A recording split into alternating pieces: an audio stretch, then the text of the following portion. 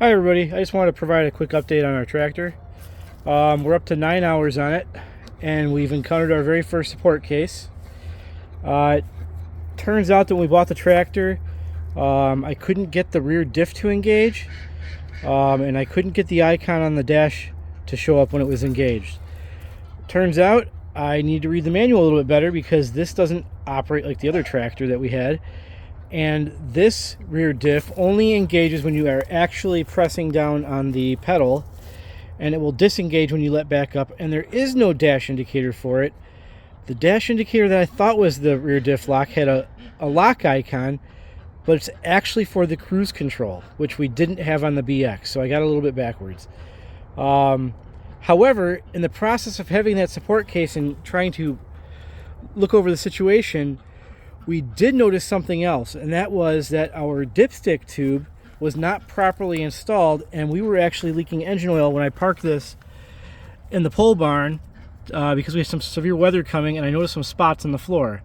And it turns out that the dipstick plug was not pushed all the way in, and it was putting a light mist of oil everywhere when it was running, and I have a feeling that it was like that for a while before we ever took delivery of it, because I actually went back to the Family Farm and Home, which is who sold us this unit, and every other unit on their lot had the exact same problem with the dipsticks not being fully inserted. I did post an update to my forum thread at Tractor by Net and let Summit know that they might want to let their dealer network know about the issue so they can check these. And I'm not so much worried that oil's going to leak out of it and cause failure as much as I am that some of these are kept outside full time and something else might get into the engine oil, causing damage later on down the road. Summit did reassure me that if I experience any issues later on down the road that were caused by this particular issue, they will cover the unit and take care of me. And they also offered to provide me with a free 50-hour service kit due to the issues I ran into. Now, one of the other issues that we had early on, which I believe also generated a support case, was that when we took delivery of this, we actually didn't have any keys for it. The delivery driver dropped it off. He said the keys would be in the box, and we opened the box, there were no keys in there. So I had to call him back, and he was just a little bit down our driveway, turned around and gave me his dealer key to hold us over. And they said they would reorder keys, but I never got any shipping confirmation information, so I sent Summit a message on the forums, and they said that they would create a case and send me a set of keys. Fast forward, a week or two, and we now have 4 keys. 2 from the service center and 2 from Summit. So that is a level of service. I really only needed 2, but 4 is outstanding. More is better, I guess.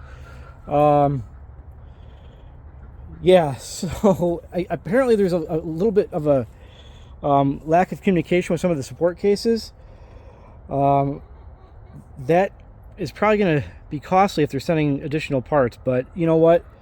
It's keys, they're cheap, I get it. It's a brand new tractor, get your customer service. I'm thrilled that we have our 2 sets. I'm not complaining at all. I just, you know, for a company, it's a miscommunication. So by all means, get the customer what they need faster than not. Awesome, Summit, thank you. Actually, the service experience was phenomenal. I messaged them on the forums. It went through pretty smooth. I tried using the app on my phone, but it wouldn't install properly, and it just spins when I try and load it, and I tried it on my iPhone as well.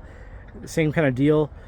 But service through the support number, the email, and the forum chat on Tractor by Net was phenomenal. So I have no complaints. They've been really responsive. They seem to be responsive for most of their customer base. And so far we have 9 hours on it, and the tractor has been pretty good. The tires are a bit aggressive compared to our turf tires on our BX, little baby lawnmower tires. So they're tearing up the lawn a bit, but we're also still pretty soggy in spring. And hopefully when we dry out, that won't be an issue at all, because I do still want to, you know, move stuff back and forth across the area of our lawn by our pond, so I can get logs and stuff out of there. But for the driveway and traction and stability, this thing has been awesome.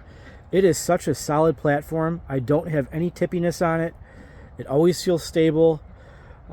It's extremely heavy. So that the extra size of the tire over our BX loaded with the beet juice or the rim guard is really great at keeping a nice stable platform. The one thing with the bucket is it's usually out of the way of the headlights, which if you look at our BX here, this is one of my main complaints with this thing, is that every time I want to use it at night, that bucket is always in the way of the lights. It doesn't matter what you're doing. It's just it sits so low. The lights sit right in the pathway for the support bar and the bucket, to the point where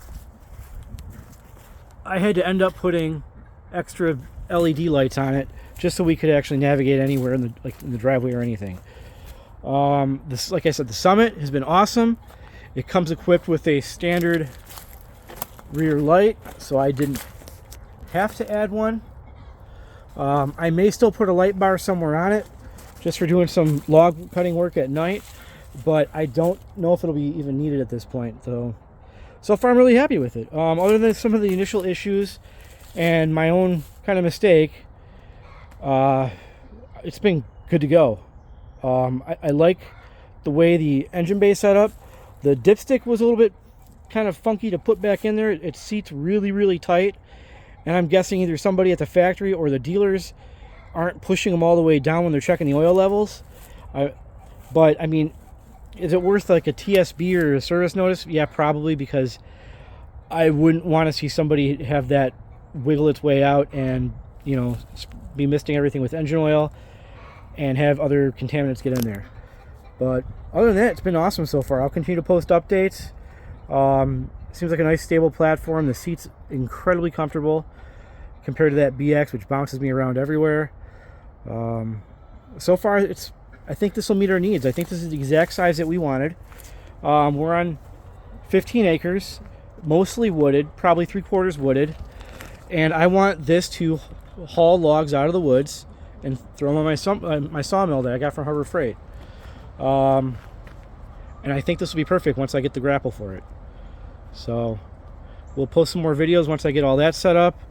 I've been pretty busy with the property, so we have some work planned this weekend, so I might try and grab some video and post some more updates.